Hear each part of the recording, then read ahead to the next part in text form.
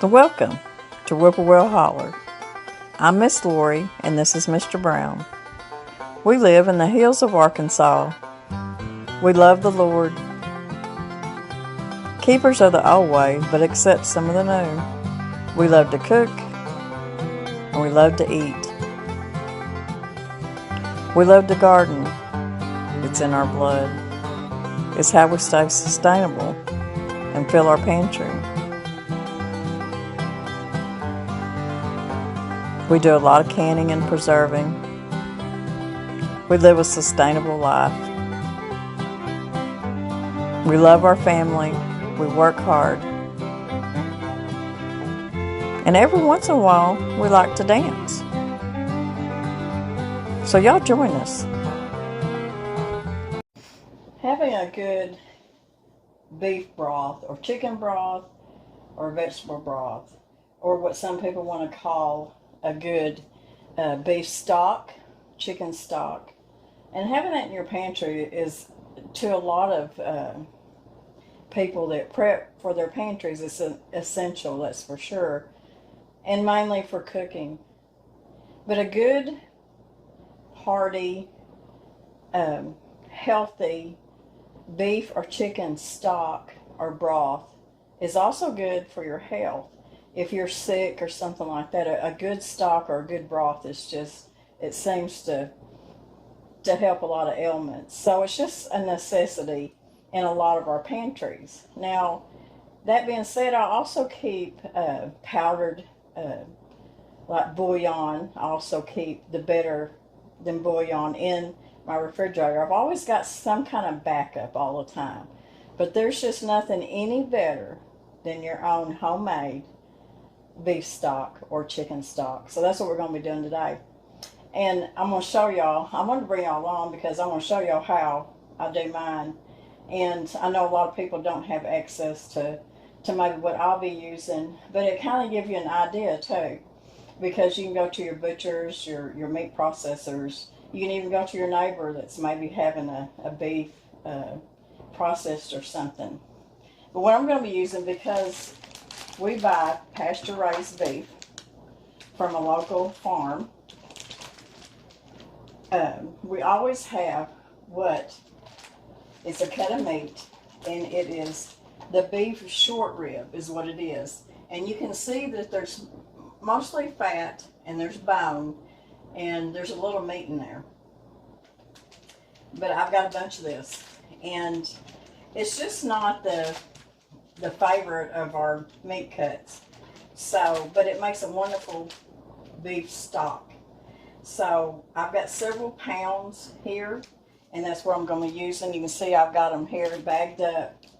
And if you're having a half a beef or a whole beef processed, or you know somebody that is, they ask me if I want the beef short ribs, and I tell them, yeah, even though we really don't eat them for a meal, they make a wonderful beef stock.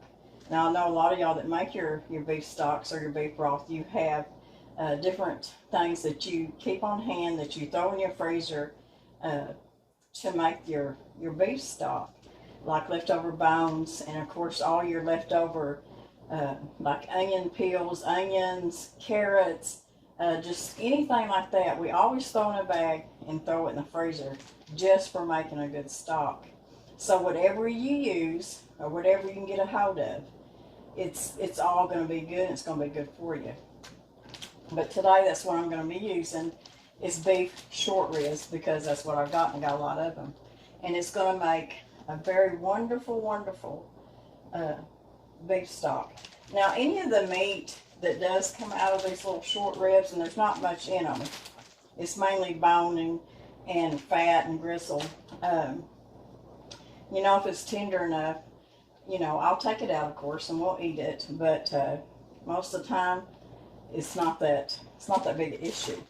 But all that being in there is just going to make a wonderful stock. So that's what I'm hoping for, and what I know that I'm going to get.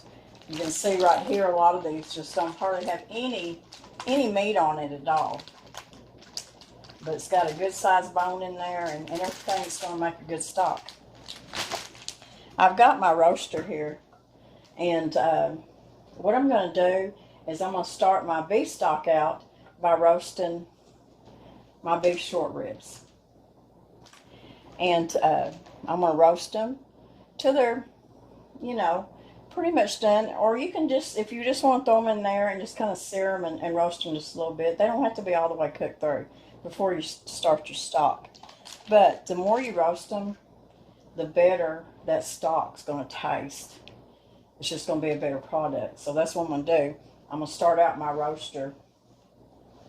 I'm going to get it heated up, and I'm going to put me a little bit of olive oil in there. And a lot of people will put a little bit of liquid in there when they're roasting it. You really don't have to, because, excuse me, there's going to be enough liquid from the meat and the fat and all that that's going to come out. So you really don't need to do that. So I'm going to add me just a little bit of olive oil to my roaster. And I know there's a lot of y'all that make a lot of beef stock, and y'all have your ways of doing it. And I just want to show y'all how I was going to get mine done, because I have absolutely no more beef stock in my pantry. And I've been needing to do this for a while. This will be my first round, and then I'll be making more because I've got more beef short ribs. And I've got some other cuts of beef that aren't all that great that I'll be using to make my stock too.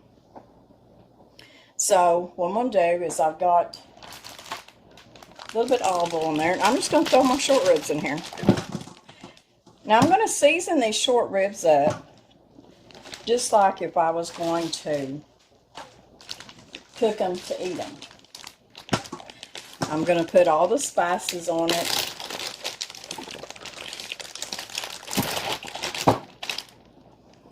Now, I couldn't tell you how many pounds I got here, but I've got several pounds, because these short ribs are pretty heavy with the bone in it. I'll bring y'all over here and I'll show y'all what it looks like here in just a minute.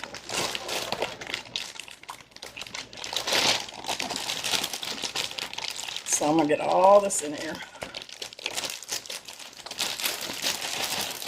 You know, when you go out and you go through your pantry, you find all kinds of stuff that you can, that you haven't ate yet, but you know you can make really good broth out of. So always keep that in mind, that nothing's going to go to waste, that's for sure.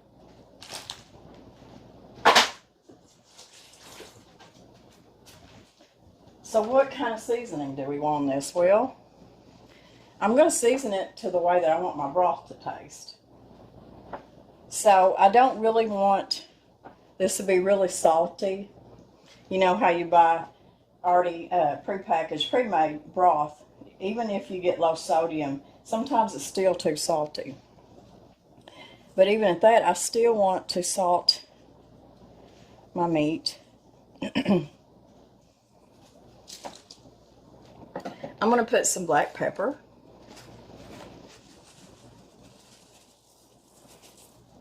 Now there's going to be a lot of vegetables going in here too, but not at this point. I want to get my beef ribs, short ribs, I'm going to get them roasted up first. Onion powder. I'm going to put some garlic powder.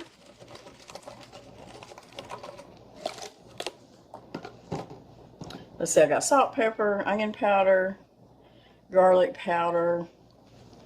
I may put me some paprika. Now, when I go to putting my liquids in here and starting my stock, I'll put more seasoning, and I'll be adding some bay leaves and stuff like that. But this is just getting it started with roasting my short ribs, or whatever you have to make a good beef stock. So I'm going to put my lid on here. I'm going to turn it on probably, let's see, I'm going to turn it on 350, and I'm going to let it roast like that. And I'm going to let them roast most of the day, and then we'll come back and we'll put our liquids in there. We'll put our vegetables in there. I've got celery, I've got carrots, I'm going to have onion, bay leaves, just anything like that's going to make it really good. So let's let this roast most of the day, and then we'll come back and we'll get our stock started. I've got 4 medium sweet onions, and I washed them really good, but I'm leaving the skins and all on them, and I'm just chunking them up. Whenever I cut up an onion, I always throw the skin, the outside part, in a plastic bag, and I keep that plastic bag in my freezer, and I use skin and all when I make my broth. So that's what I'm doing right now, but you want to make sure you wash it really good. But you don't have to worry about cutting it in small pieces, dicing it up, just chunk it up, because it's going to cook down, because it's going to be cooking. That broth's going to be simmering for about 24 hours. So them onions will be good and done. Just chunk them up. That's one thing about onions. They give a broth such a depth of flavor.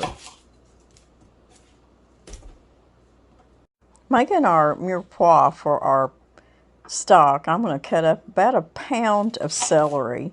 I'm going to cut the nasty ends off and give them to the chickens too. And then I'm just going to take it and I'm just going to cut them up in chunks. You cut them up how you want to. Like I said, it's just going to be cooked down 24 hours, so it's no big deal. We've got about 2 pounds of carrots that I washed really good. I didn't peel them, but I did wash them, scrub them really good. And I'm just going to cut them up in chunks. I'm going to cut the ends off. Let the chickens have a little treat. So some for me and some for the chickens. Them chickens have been good to me, so I like to give them a treat. You can cut these carrots up any way you want to. Here's our wonderful vegetables all cut up. That's going to make our stock healthy and give it such a good flavor. And I'm going to put in a handful of bay leaves. Just going to throw them in here with my vegetables, and then I'll throw every bit of this in my roaster with my meat. And then we'll add a gallon or more of water to our roaster. So we got a good start. We'll put a little bit more seasoning later.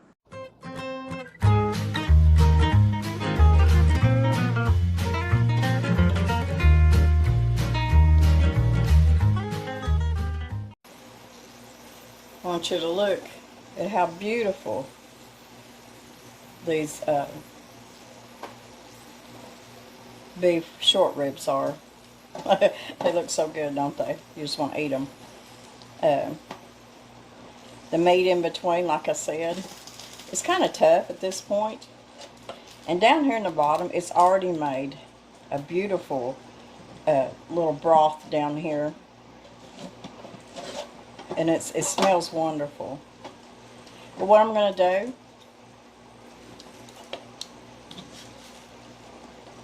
is I'm going to go ahead and add my water.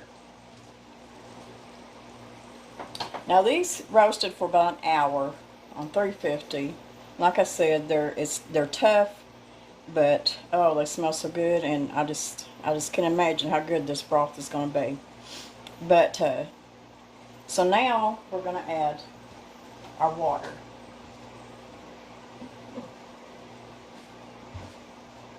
I'm going to add my first gallon of water, and I turned my roaster down to about 250. And my broth, my stock, is going to simmer and cook on very low heat for at least 24 hours before I can it.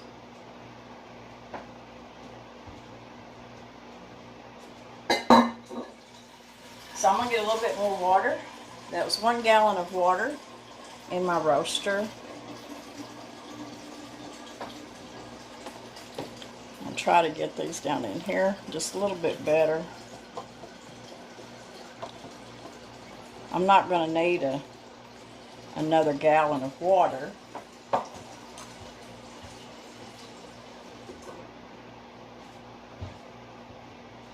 But what I will do is every so often I'll come by and check it. It shouldn't need any more water, but I will check it.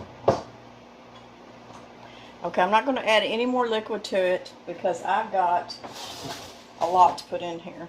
And I'm just hoping I've got room for it. So, the onion, skin and all. Now, y'all have watched me back in the past, some of y'all that's been with me, make broth or stock. And I always strain it.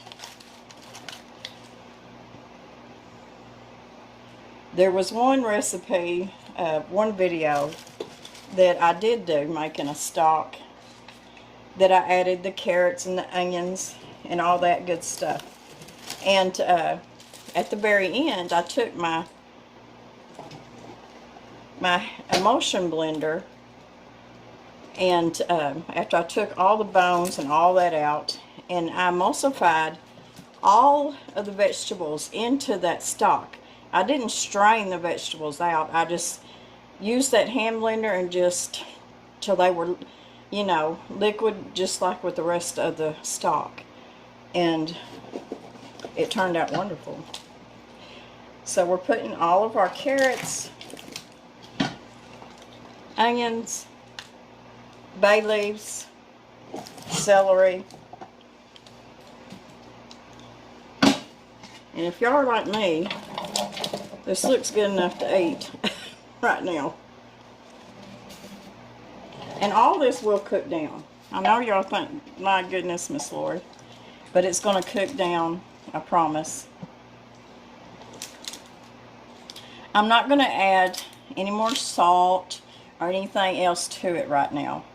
I want all of this to cook down, and then I'll taste it. And if I feel like I want to put a little bit more salt in it, or garlic, or onion powder, or whatever, I'll add it to it. But at this point, we're good. And we're just going to let all this cook.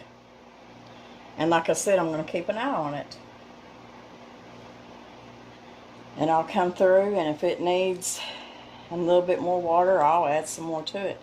Now you could also add to this, just to give it maybe just a little more flavor, beef flavor, if you think you need it, a little bit of your beef bouillon, add a little bit to that to it.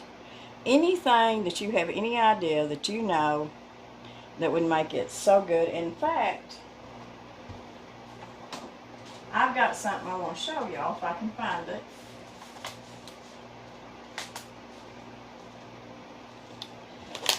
This is a umami powder, which is mushroom. It's powdered mushroom. I got this off Amazon. And anything that you add this to just gives it that little bit of umami flavor.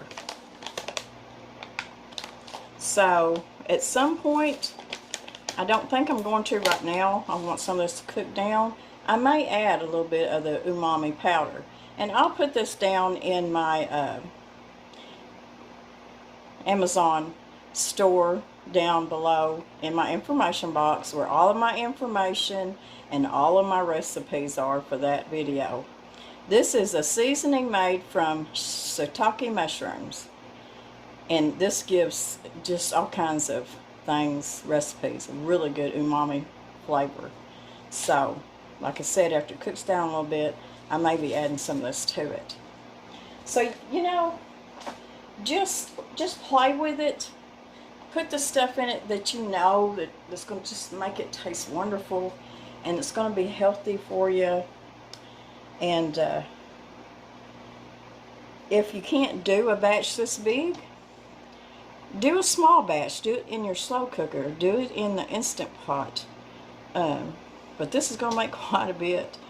So like I said, this will be my first batch, and then I'll be making another batch, and I should have quite a bit on in my pantry. We don't just usually use just straight beef stock. I cook with it with soup stews. When I make my spaghetti sauce, I put beef stock in it. There's just all kinds of recipes. So anyways, it looks wonderful, don't it? So I'm going to put the lid on this. So yeah, I'm going to put the lid on this, and we're just going to let it cook low and slow. We're going to be tormented with the beautiful smell throughout the house because it's going to smell so good. Mr. Brown's going to want to probably get in there and eat some of it, but no, Mr. Brown. Not yet anyways, because we want this beautiful beef stock. So, if you think I'm crazy for going to let it cook for 24 hours, there's a lot of videos out there that do the same thing. So, it's kind of like when you make that grandma's beautiful spaghetti gravy or spaghetti sauce, or whatever you call it. It's low and slow. The longer it cooks, the better it is. And it's the same with your beef stock. So we're just going to let it go and smell it and let it cook. And we're going to get on doing something else, probably in the garden.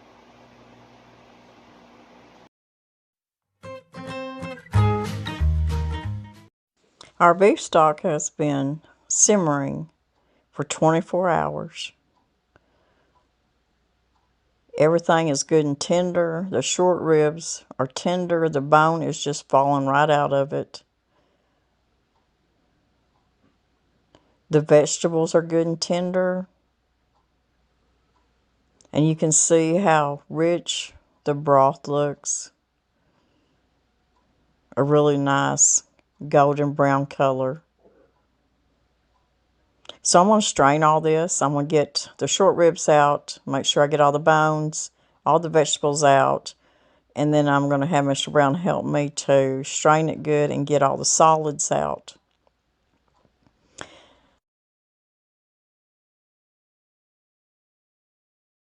We strained it and got as much of the solids out as we could. Now we still have some fat that has come to the top. I'm not going to have time to let this settle down, cool off and settle down, and the fat cap settle on top of my broth. I just don't have time for that. I don't have time to cool it down and put it in the refrigerator and let all the solid fat come to the top and then scrape it off. So we're going to do the best we can to get as much of that fat dipped off the top. A little bit of fat in my broth is not going to bother me a bit. So here is my bones after taking the meat off of it. It was mostly fat and gristle. There's some of the carrots that I saved for our supper, and some of the meat, some of the short rib meat that we're going to eat. And this is what we're going to eat for supper tonight while our stock is processing in the canner. We got most of the fat off the top. I tasted of it, and it needed some more salt. Need a little bit more onion powder and a little bit more garlic. And I added some thyme and some parsley to it. So now I'm just heating it back up and getting it ready to can it.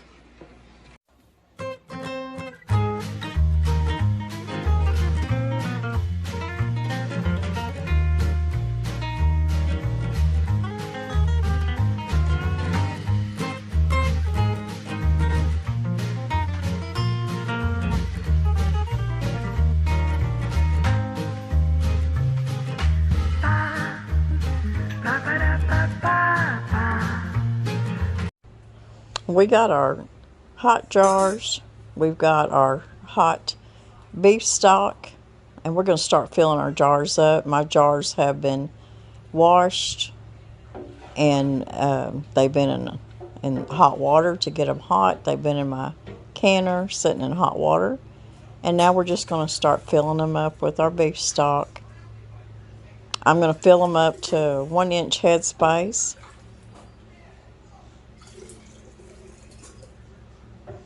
And I'm just using my wide mouth canning jars, because anymore when I buy quart jars, I just go ahead and get wide mouth, because, you know, wide mouth is just easier, especially if you're canning meat and different stuff like that.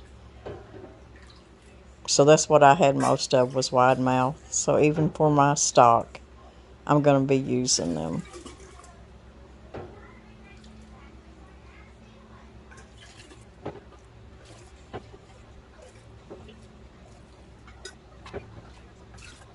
Not sure how many quarts I'm going to get. Hopefully 7. We got 7 quarts. Then I had just a little bit left over, but not very much. And I'm just going to take a little bit of vinegar on my rag, and I'm going to clean the very tops of my jars. I want to make sure there's no broth, there's no grease, there's no residue that would keep them from not sealing good. So you just want to keep all of that clean, and plus it kind of helps you feel around to see if there's any nicks or cracks on top of your jars, the rims of your jars.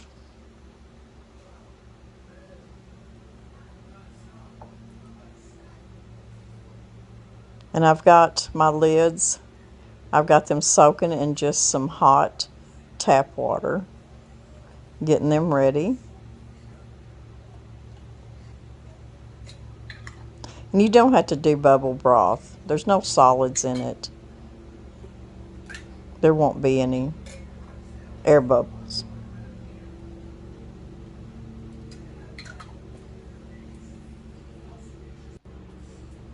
Okay, we're going to put the last ring on. And you just want to put it on finger tight.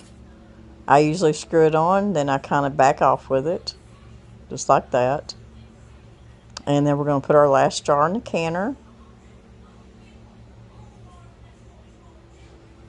Put the lid on our canner.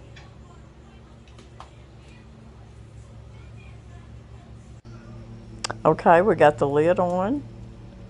We're going to let this come up to pressure, and once it does, we're going to let it vent for about 10 minutes. And here I've got my beef bones. I got them all wrapped up. I'm going to put them back in the freezer for next time that I make some beef stock. Well, it vented for 10 minutes, and now it's up to pressure, and we're going to let it pressure can.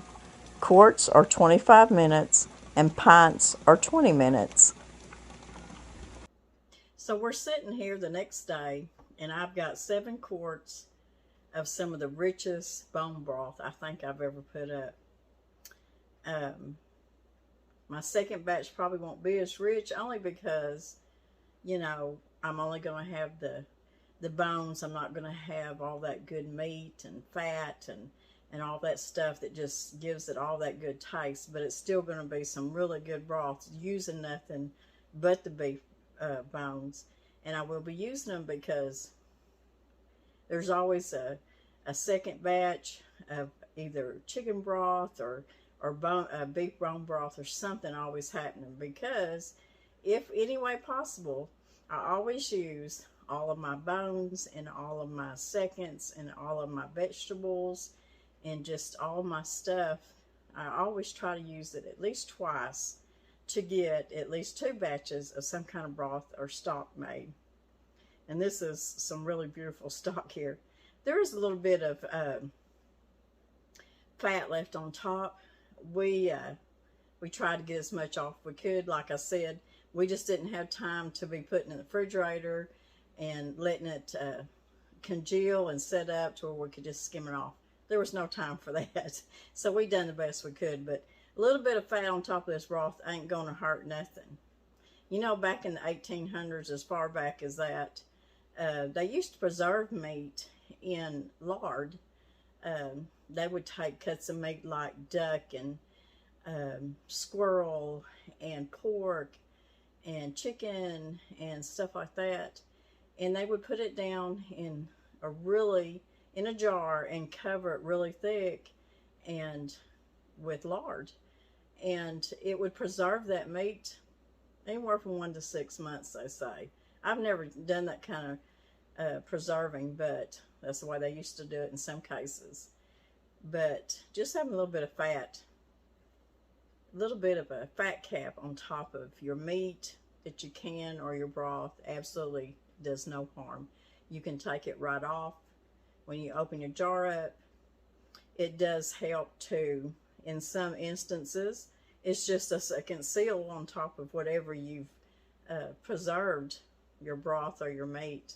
And you'll notice anytime that you pressure can any kind of beef like that, you're going to have a little bit of fat cap on top, and that just makes it really good. No harm there. So if you get a chance and you have the time to, after you make your broth, to either let it cool down and let it settle and let your fat and stuff come to the top, or if you're able to cool it down, then put it in the refrigerator and then can it the next day, you know, you'll have that big old fat cap on top that you can just take off there pretty easy. But we don't always have that kind of time. And like I said, we worked and got as much off as we could, and there's just very little fat cap on top, and it's just gonna make it taste that much better. I want to take this time too. I want to thank everybody that's come over to my channel and has subscribed, and to help me get to my goal. When I started this channel, I never thought I'd get as far as I did, and I wouldn't if it wasn't for y'all. Y'all are some of the nicest, kindest community I think that I've ever been involved in. I'm not a person I'm not on social media hardly ever. I don't get on them platforms, and even with my YouTube channel, I don't do a lot of Instagram or Facebook or anything like that. For one reason, my anxiety just can't take it. That's just too much social media for me. I don't have time, but I do make time to get on here, and when I'm fixing to do something that I think that maybe y'all might like to watch, and maybe learn, or just be with us in our journey here on the homestead. And I want to thank y'all so much, because I'm getting closer and closer to my goal. Well, me and Mr. Brown, and that's 400,000 subscribers. And it just, sometimes I just have to step back and just really think, you know, this is very humbling. It's very, so I just can't believe it. But, so I want to thank everybody that's come over and been so kind, so supportive, and subscribed and comes back to us and watches us and just becomes a part of our life. Doing YouTube videos, I've said this before, it's a lot of work. You can make it a lot more work if you want to put that much time into it and less time into your own personal life. I choose to put more into my personal life because, well, that's what comes first. God first, and my family. And y'all have become my family. So when I haven't been with y'all or seen y'all in a while, I'm thinking I've got to get on there. I've got to see my community and my new people that come to join our family. I want to take this time to thank everybody that has, for one thing, all the kind comments, all the letters that a lot of y'all send us with such kindness, all the gifts you send us, from seeds to cookbooks to just anything that has to do with the kitchen, with canning. Y'all have made me aprons. You've sent me photographs, pictures, beautiful painted pictures. Sometimes I just can't think of everything. I got 2 big boxes in the mail several weeks ago, and it was a whole set of dishes, Pioneer Woman dishes, and I've got them up here on my shelf, and me and Mr. Brown's been using them, so thank you very much. They're so pretty. I just love them. I have some Pioneer Woman stuff in my kitchen, so when I got that, I just couldn't believe it. I was given handmade Afghan that I know took so much work to put together, and I have been given, you know, in the 4 years that I've been here on YouTube, I have been given some of the most beautiful handmade gifts. I've been given quilts that people have made, and table runners, doilies, homemade soap, so much homemade soap, and I don't know, just so much. Just anything that has to do with my kitchen. And it brings me such joy, and it like I say 100 times, it humbles me, Mr. Brown, very much that y'all think enough of us to even send us things like this. And we appreciate it. And we're so proud to anything that you send us, that we put it here and we make it a part of our homestead and our home. So thank y'all very much from the bottom of our hearts. So I hope y'all enjoyed this video. I've been needing to do some canning, and I've got a lot more canning that I've got to be getting done. And plus doing some recipes and gardening and just live stuff in between. And sometimes I think I get away from turning the camera on when I am doing some canning, because preserving is a part of our life and how we live and how we eat.